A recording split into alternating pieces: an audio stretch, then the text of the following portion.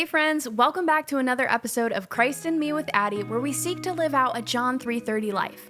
John 3:30 says, "He must become greater and greater, and I less and less." Let's be real. In today's world, it can seem impossible to live out what the Bible calls us to do. Not only can it be hard to understand sometimes, but finding the time to read the Bible, to understand the Bible, to know the Bible, it can just be overwhelming. So I created this podcast so we could walk alongside each other, share some of our stories and struggles, but also where the Lord is bringing us, so that we can encourage one another and stay rooted in His Word. It's my prayer that you walk away from each episode saying, I know that is Christ in me. I know Christ in me. So let's get into today's topic.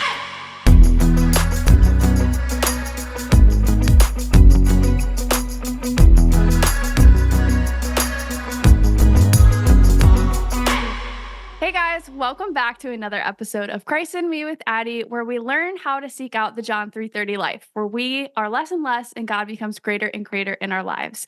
Today, I'm so excited because we are joined by a guest, Sienna Cartier. Say hey. Hello, everybody. Thanks for having me, Addie. You're so welcome. I'm so excited to have you on because you are just kind of like, if sunshine was a person, it would be you. That's so nice. So I'm so excited to hear your story, to hear a little bit more of your heart, but also to have you encourage some of our listeners, because today we are talking all about going from singleness to dating and kind of that transition and what it looks like. And I know this is something you just kind of went through. How long have you been with Blake now? So we started dating July 15th. Mhm. So yeah, it's been what, 6 months, 7 months, 6 something like that. months. Yeah, so your relationship is about as old as my marriage because my husband and I got married July 27th, so that's Oh funny. my gosh. Wait, what a sweet time to have two different perspectives of like two different seasons too. I love that. Yes, absolutely. And so that's kind of what I wanted to bring you on for is I can speak to like the transition from like dating to marriage, but I really wanted to bring you on to encourage anybody who's like struggling with singleness, and we're going to provide some like godly insight on what to look for in a guy, a Christian guy specifically, how to prepare your heart in the waiting and navigating dating as a Christian. So that is kind of who this episode is for and why. Even if you're not in a relationship yet, I want to encourage you to stick around because maybe that will be a transition in your life eventually, and this will help you prepare.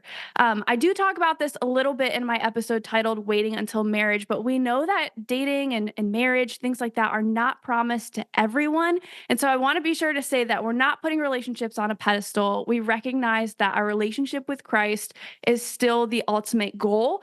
But let's be real, relationships are a lot of fun. Love is great. And so we just want to talk about if that is in your avenue along your path, how to navigate that. So, anyways, welcome, Sienna. Why don't you tell our guests a little bit about yourself and, yeah, just what you do? So I was born in Arizona, grew up in Georgia. So shout out to all my Georgia girls. I'm still here. Do social media full time. Some people would call it influencing. I personally like to say content creation.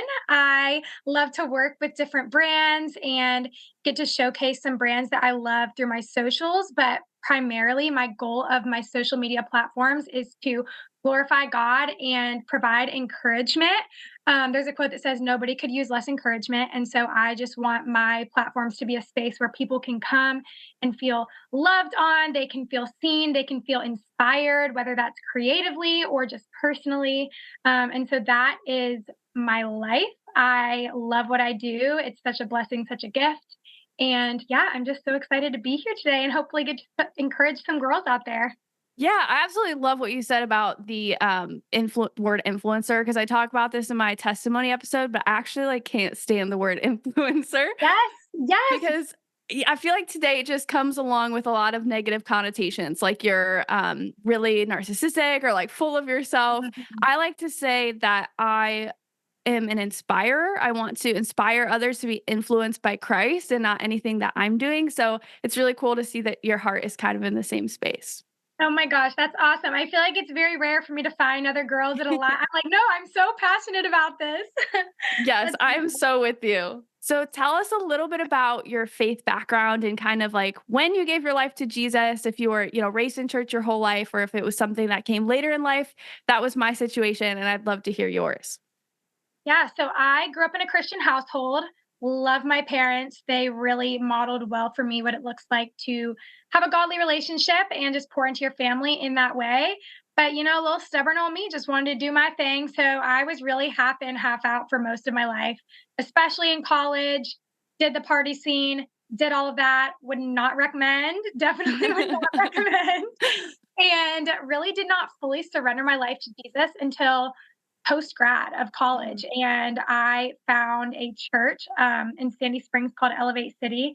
And that's really what kickstarted in me and switched some things in my brain of like, oh, no, like this isn't restricting. This is actually freedom that God offers Yeah. you. And I feel like so many people will live their lives on the brink of surrender because they're scared to fully commit and fully, give up their fun or whatever you want to call it. But I'm like, oh my gosh, no, I feel like I didn't even start living until I fully surrendered. So I mean, just to go off that for a second, if you are in my shoes that I was, I would say take the jump. You will never look back. It is so Mhm. worth it. Absolutely. And we have a really similar story actually there.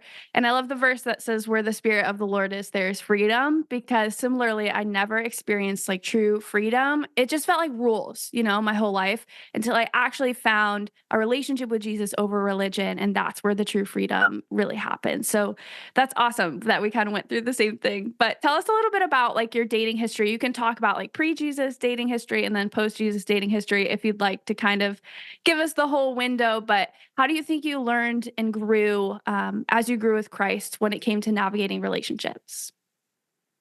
So I only had a few serious boyfriends, and that was through college. I would say they were very unhealthy, honestly. Mm. Just not honoring to the Lord, kind of toxic in the way it made me view myself and view love in general. And then I ended a relationship as soon as I graduated, and that let that kind of drag through the dirt for over a year. Would not recommend that either. But I just remember being in this season of singleness for 2 to 3 years after graduation and feeling so discouraged. I would go on, I'm very much a people person. So I would say yes to a lot of dates. I would meet a lot of guys.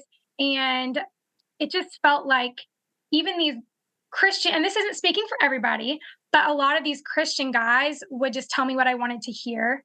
And, things that were important to me and in faith, whether it be pure, like walking in purity or whatever that may be, they would say, but their actions didn't line up. And so it was very Mhm. difficult because it felt like I was really holding the weight on a lot of these topics and I was really having to lead. And I'm trying to convince these guys why this is important. And I'm like, I thought you're a Right. Christian. This is supposed to be important to you too.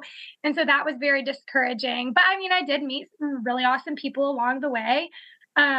But yeah, I think it was definitely a journey, highs and lows. I would get very discouraged some days. But other days I loved singleness and it was so Mhm. much fun. And I told God, I was like, God, I'm 25. I really don't know how much longer I'm gonna be able to go through these, meeting somebody new and telling them about myself and these too good to be trues and then having to do it all over again. Like it can be very exhausting at a point. Mhm. And so for all the single girls out there, I can just tell you, I relate that I was really down in the trenches for a hot minute.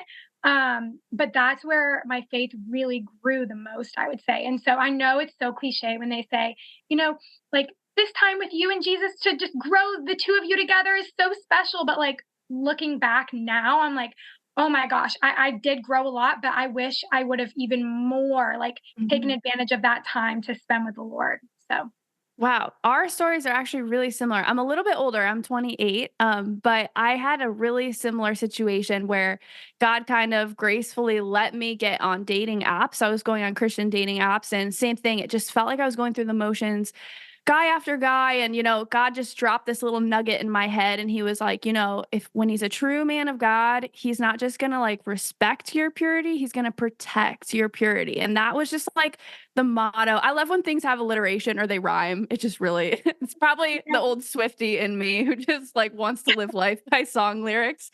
But he just really encouraged me in that way. And so what did that look like when you found someone who kind of started fitting those godly goals that you had? How did God kind of reassure your heart that like, okay, maybe this is the one to let pursue you?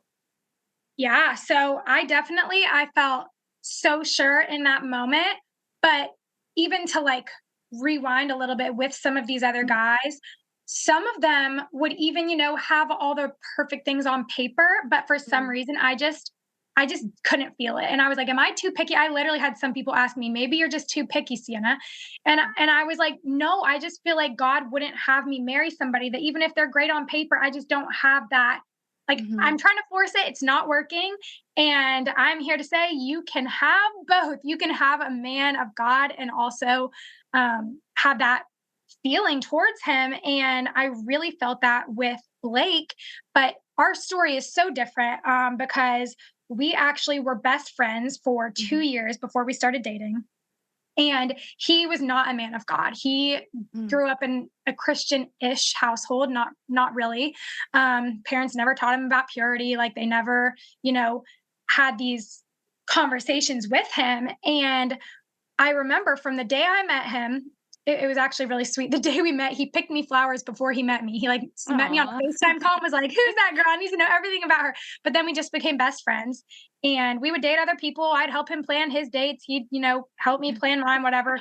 And I remember talking to my roommate Jade and saying, "Blake is everything I have prayed for, but he is not a man of God." Mm. And unfortunately, that one thing is the biggest thing. So I never even considered him. Like, honestly, in the back Yeah. of my head, he was never there as an option. I thought I had not met my future husband yet. And I told God too, I said, God, I can't tell another boy my favorite color. I can't. I'm so exhausted and so wore out. But I ended up going to Miami on a work trip with Blake. And this was last January. So it's been a year. And that's where I really started to like fall in love with him, but I would not let Mhm. myself fully fall in love because I was like, he is not where I want like my husband to be. And I really Yeah. want the next guy date to be my husband. And ended up dating somebody else actually after Miami, which honestly, I'm like, well, like what was I doing? I think I was just running away.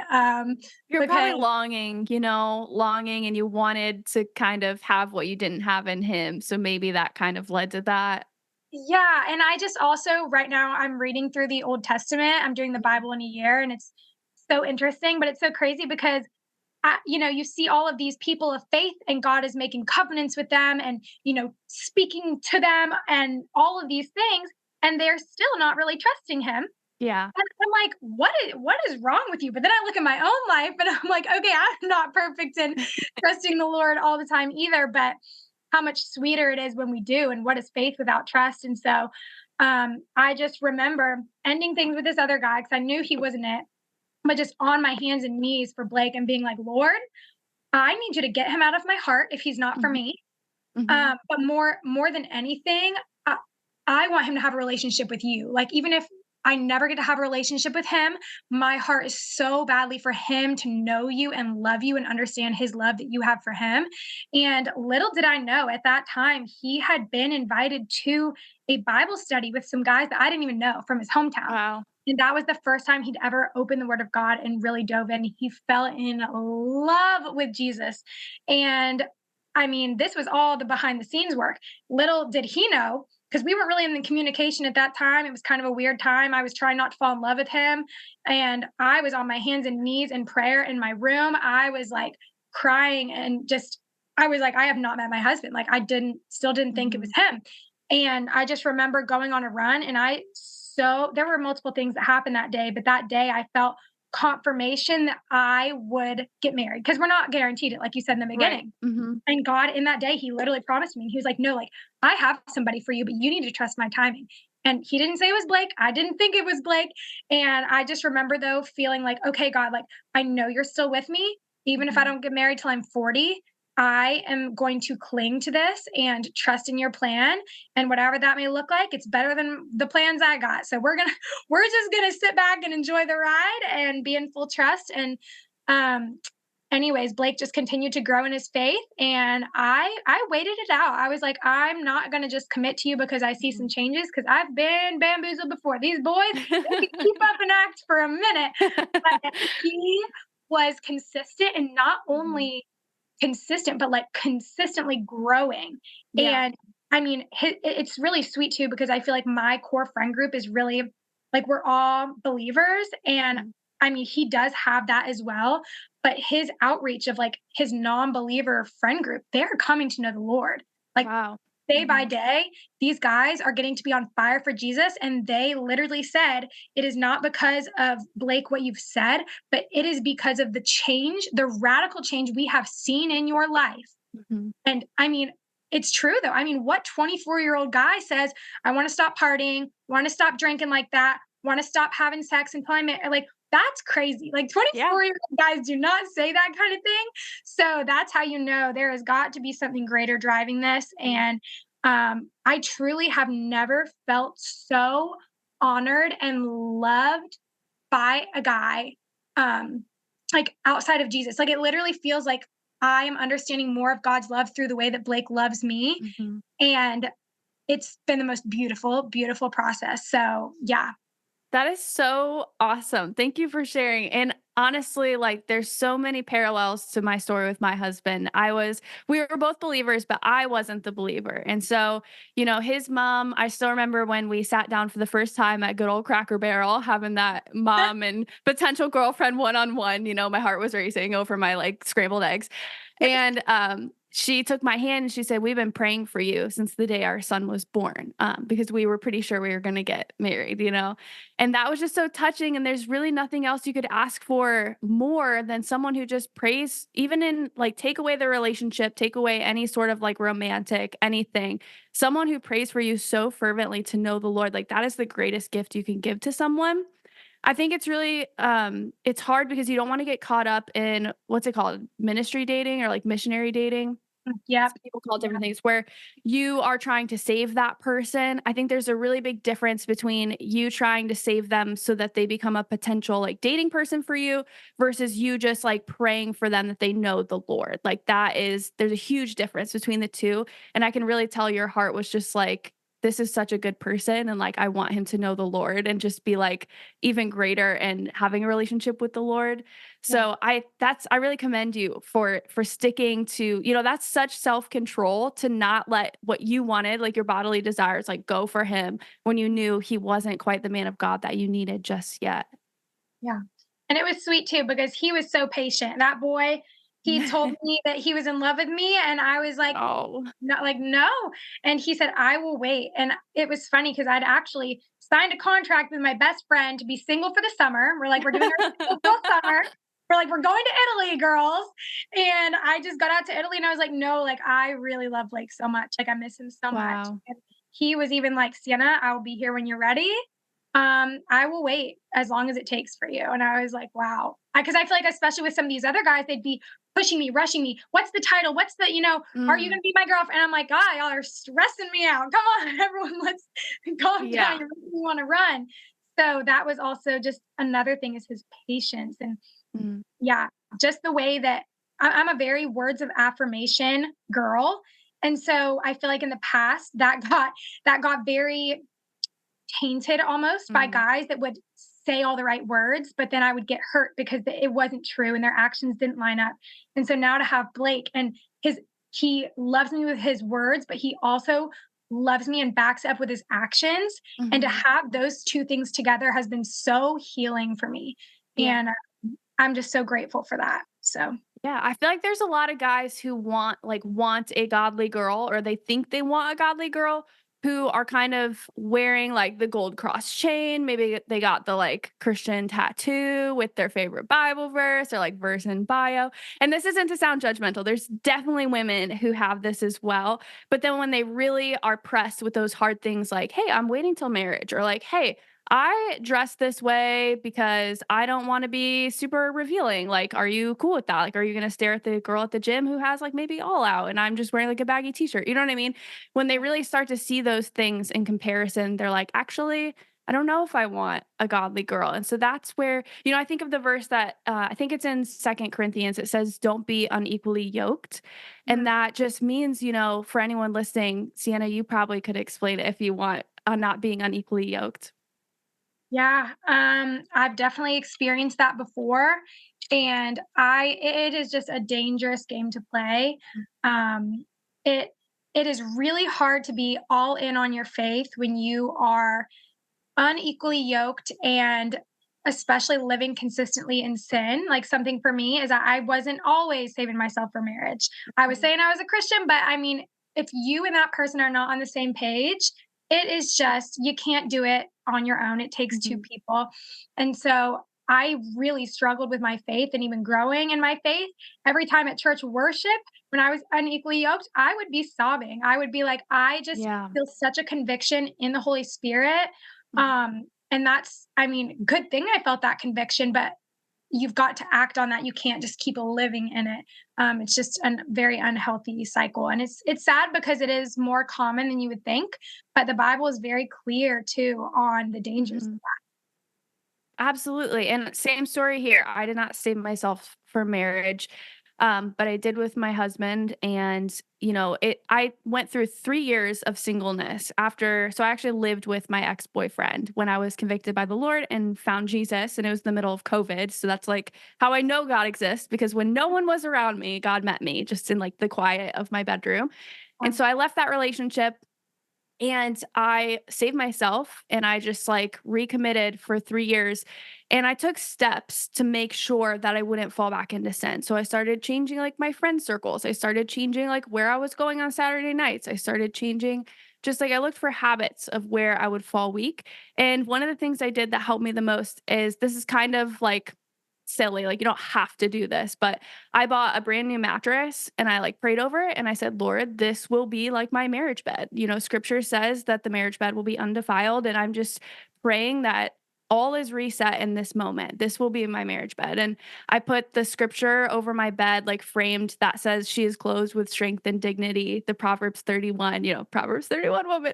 I put that over my bed and I just like recommitted my life. And there were moments where like a guy would be back in my apartment and I was like, I would see all that I like promised to the Lord, like, you got to go. So that really helped me. Did you take any steps like that to help you like solidify yourself in your walk with God before trying to jump into another relationship? I think community is huge, like you touched on, and having that accountability of, you know, it's true when they say your 5 closest friends will influence you in so many ways, whether it's the ways that you think, speak, act, the things that are important to you.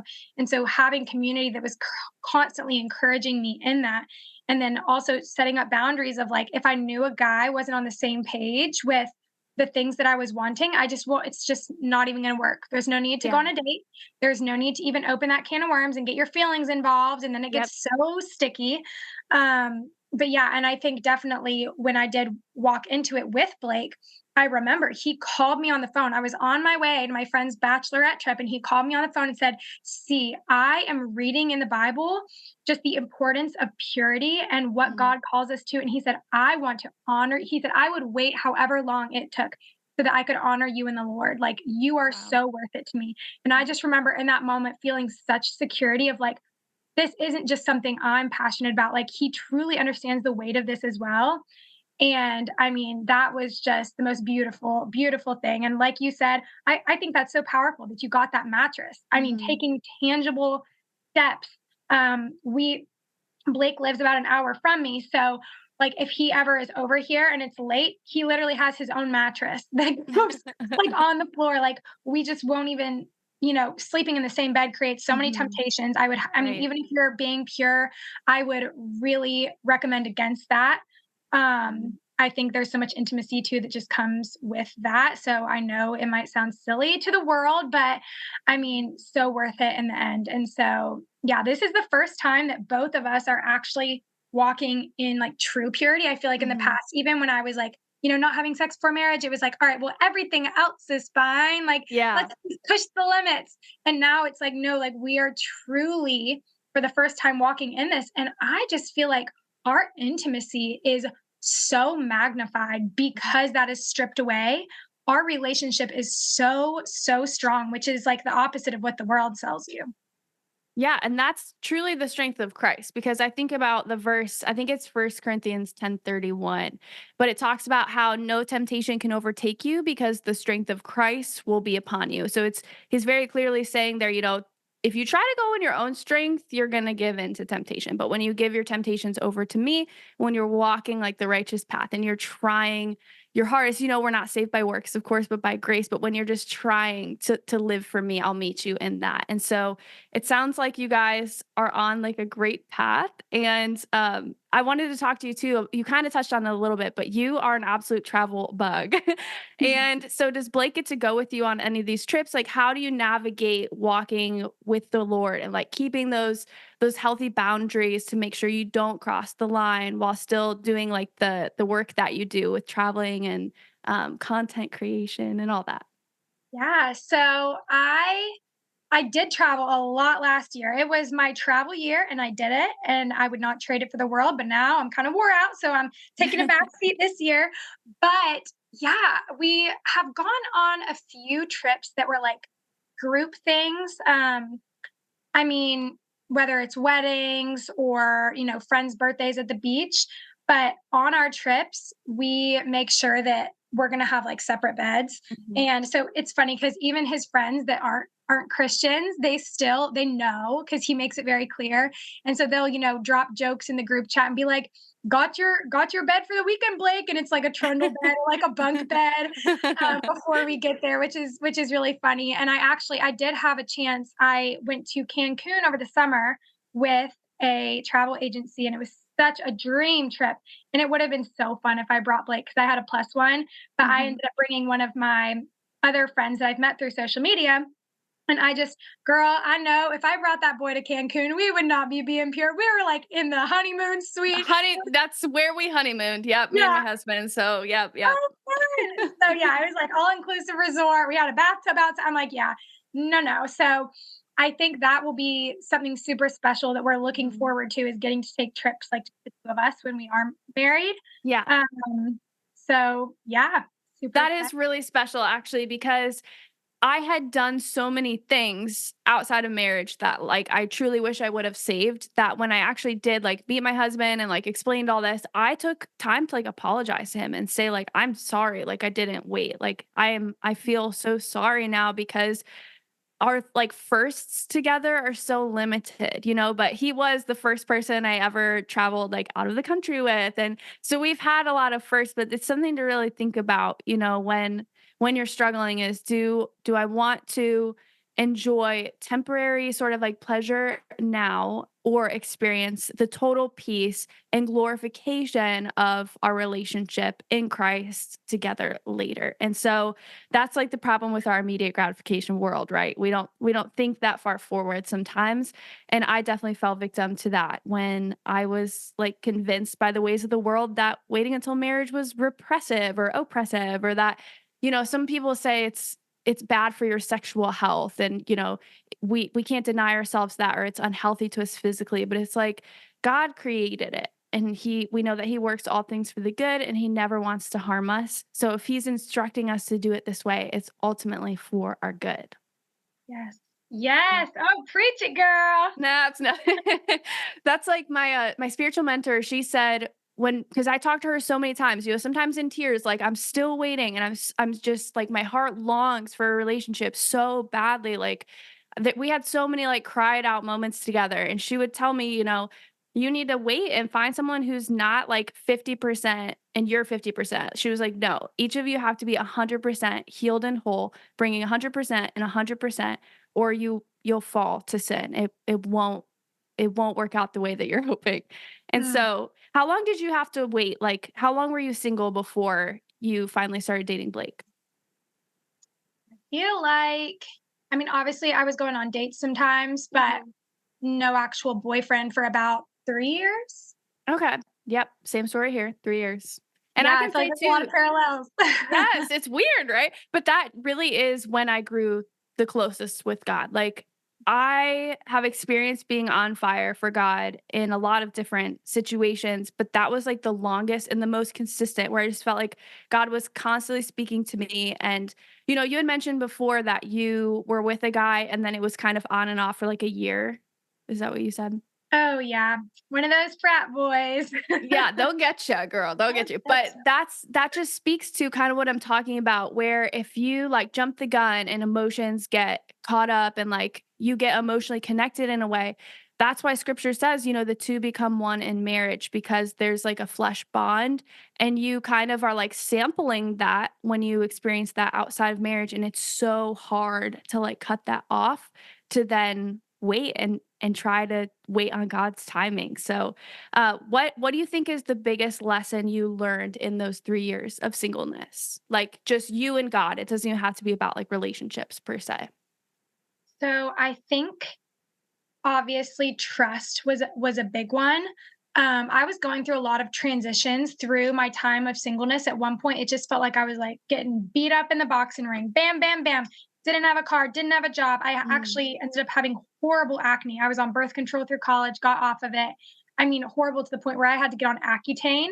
And yeah. I feel like so many like things of the physical world were stripped from me that I was forced to look like inward and spiritually and say, Mm, when I feel like I have no confidence, I have no worth, it was very revealing to the things that I was basing my identity in that I didn't mm, think I was.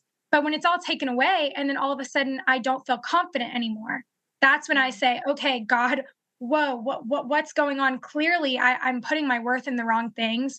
And so it was a very revealing time for me. And even boys, I feel like it's so easy to get validation and Yeah.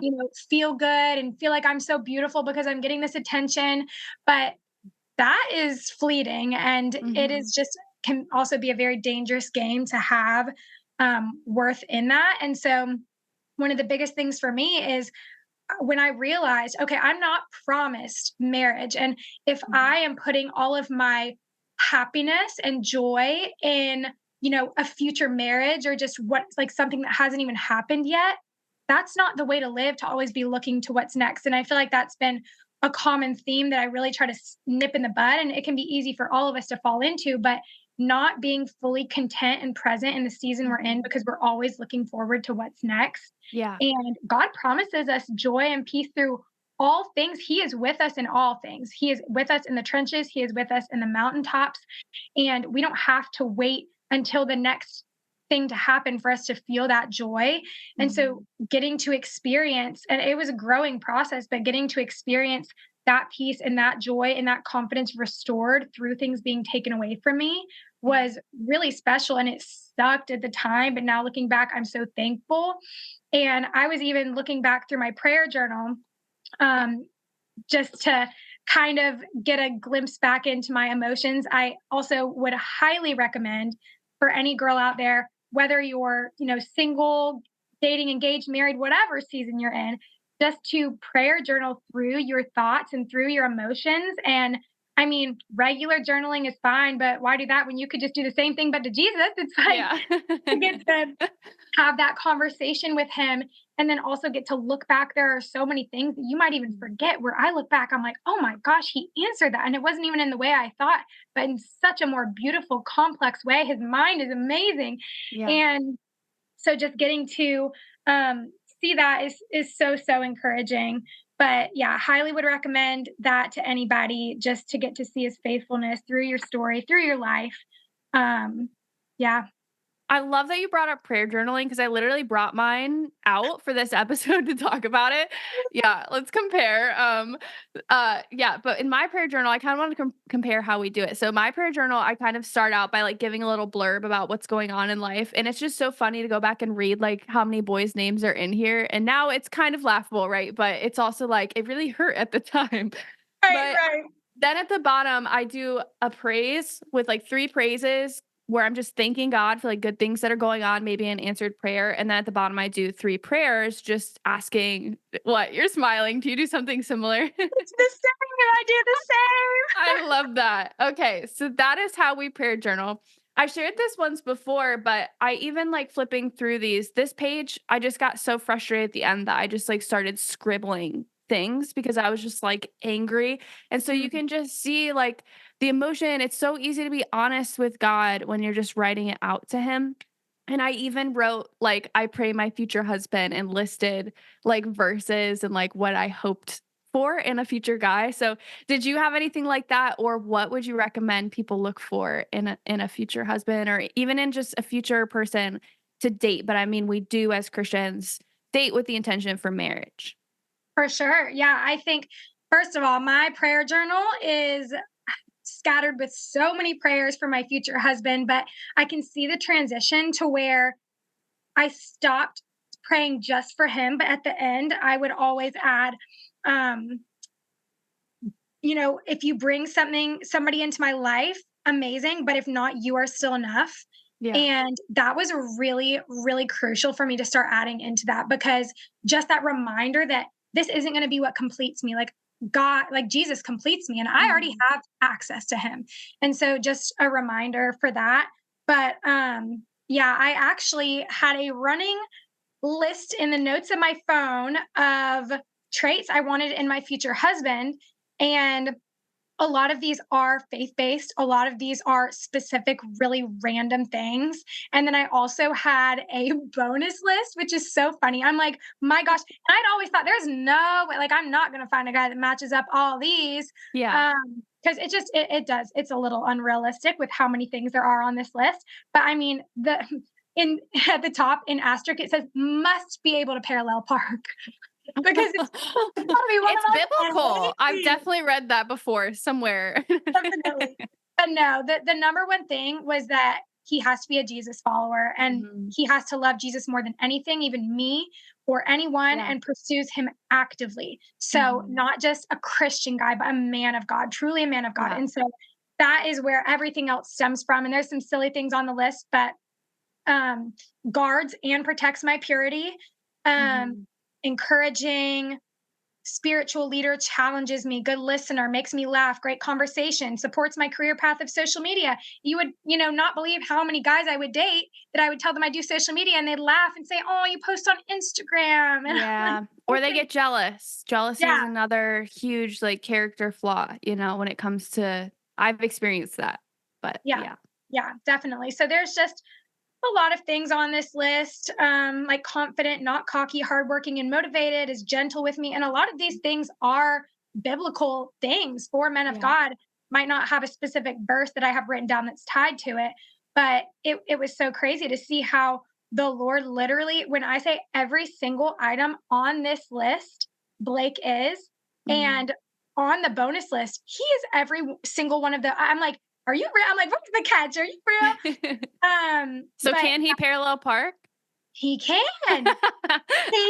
And he's got great music taste and he's close with his family and he's a handyman. Heck, he builds houses for I'm like, yeah, so Wow. it's just so crazy because I think of all the times that, guys would check the majority of the things on this list. Mhm. But, you know, I'd be like, I just don't know why. I just, I'm not quite feeling it. I mean, I could try and force it. I mean, he has like a lot of good things, but it was interesting because Blake knows I do have a list, but Mhm. to this day, he's never seen it. I refuse to show it to him because Yeah. I didn't want to risk him trying to be, which I don't, I know his character, he wouldn't do that. But I just Mhm. had guys that would try and become the things that they knew I wanted.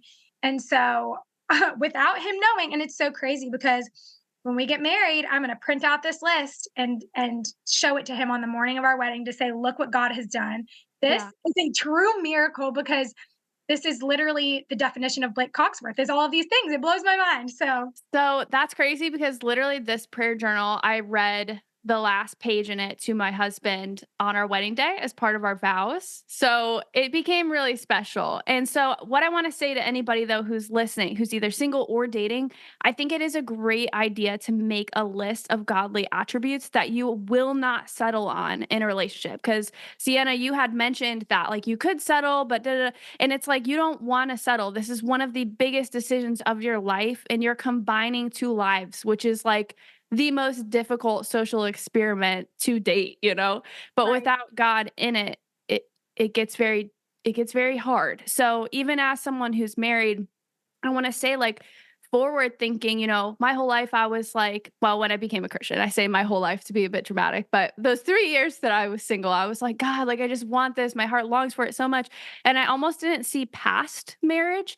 And now that I am married, it's like truly the joy of the Lord has to be your strength. That's in Nehemiah 8:10, has to be your strength because when you're married, you realize that the person that you're with, as wonderful and as awesome as they may be, they're still just a human. And there's so many things that they still can't fulfill in you that only your savior and God can fulfill in you. And so I've really experienced that in marriage. And I'm just so grateful that both my husband and I know the Lord strongly enough to where we're like, I'm not going to put this on you because I know that you can't handle it necessarily. I'm going to tell you about it and we're going to pray about it, but we're giving it to God. And so that's why I really recommend making a list, just defining those non-negotiables in your life, what you're looking for.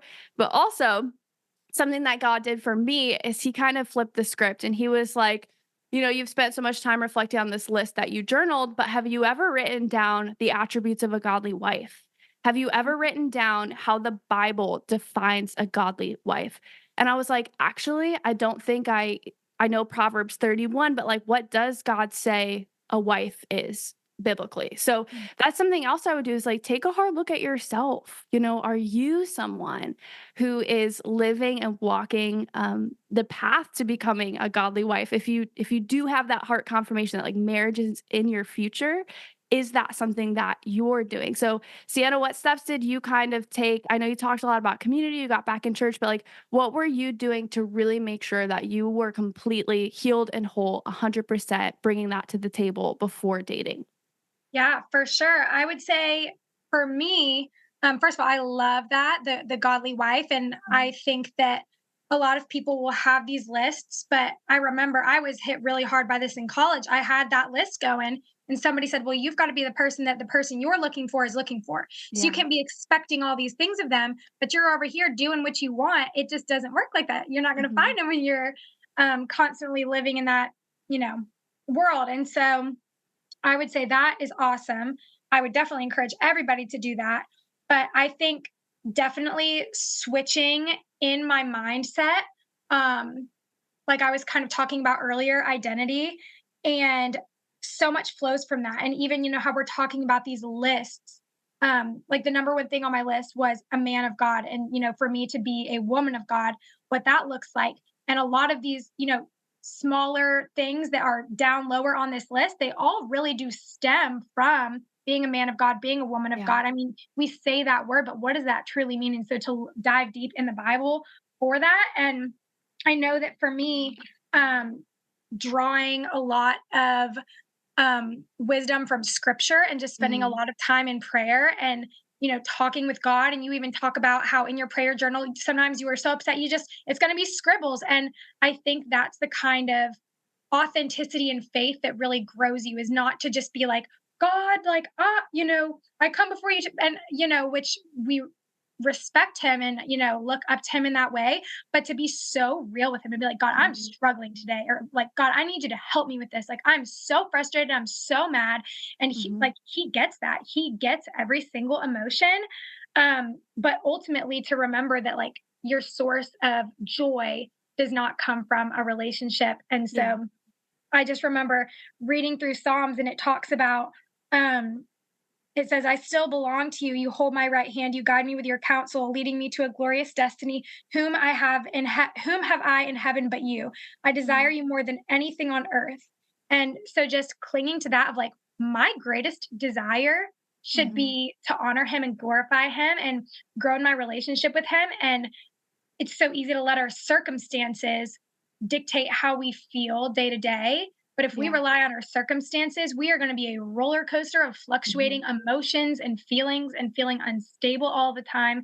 And so to have something that is beyond us, that is so stable all of the time, and to be able Mhm. to cling to that, was really my lifeline through singleness and through the hard days, and still is to this day. Because just because I'm in a relationship doesn't mean my life is sunshine and butterflies. Yeah. Like, and as Christians, we're not guaranteed everything to be perfect when we say yes to Mhm. Jesus, but we are guaranteed that he will be with us through the tough times and the good times. So it's just remembering that. And it can be easy to blame God when things go bad, but instead of blaming God, it's like, no, invite him into it and Yeah. let him speak life and truth over you into it.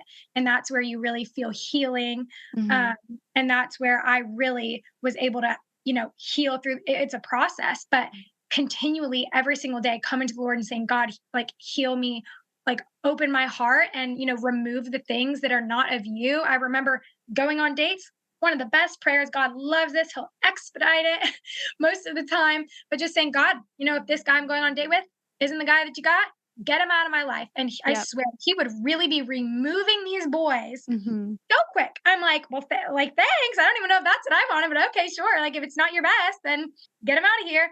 And so just like an every single day reliance on him and inviting him into even the small decisions was really how I was able to heal. Yeah, that is so funny because I still remember I told you about the Cracker Barrel sit down with Solomon's mom. It was really just to get to know each other, but I had heard that she praised people out of her kids' lives. And so I was like, great. And so at the end of our breakfast, we were praying together, and I love her dearly. She has a great heart for the Lord. And in hindsight, I'm very grateful she prayed this prayer. But in the moment, it was the first time I'd ever heard somebody pray it. And I was like, why would she say that? But she did. She said, Lord, if this is not your will, and she's holding my hand, she's like, if this is not your will, end it now and end it quickly. And I was like, what? Like, I like him. Uh, So that is a hard prayer to pray, but it is like the prayer to pray because you don't want to be anywhere that God is not in it, right. that he hasn't ordained it or put his hand over it. But with Yeah. that also, I love what you just shared from Psalms. And there's another Psalm 37:4 that says, delight yourself in the Lord, and he will give you the desires of your heart. And that's not to say that everything you wish for is going to come true. We have to have the posture of prayer. But even then, it's not like it's always going to go our way, but God seeks to actually give us the desires of our heart. So if you feel marriage or a relationship on your heart, it's so hard, but you have to not let that overwhelm your gratitude for the Lord, because it's when we lose our gratitude that kind of that poor me victim mentality, like sort of mentality just comes in. And the reason I wanted to cover this is because Valentine's Day is coming up soon. And that was such a hard time for me previously because I don't have a close relationship with my family. And so, in a lot of ways, I was trying to have that sense of love through who I was dating. And it wasn't until I found true love and peace and joy in the Lord that He just fulfilled every like hole in my heart. And then once my heart was whole in him, then he let me give it to somebody else as well. And now we're married. So here we are. So That's good. you kind of answered my last question that I was going to ask is advice for the girl who is still praying for a relationship. You kind of just said like time in the word and like making sure that God is really just the posture of your heart. But what advice can you give to the girl in a relationship who's struggling to keep God at the center? Maybe she just transitioned into dating and it's been hard for her to keep God at the center. What would you recommend? Yeah, for sure. So I would say, um, like I said at the beginning, the sooner you go all in on Jesus, Mhm. the better life will be. And when I say that, I don't mean the easier life will be, Yeah. but truly the more freedom you will feel and the more clear direction you will feel when you have the Holy Spirit guiding you.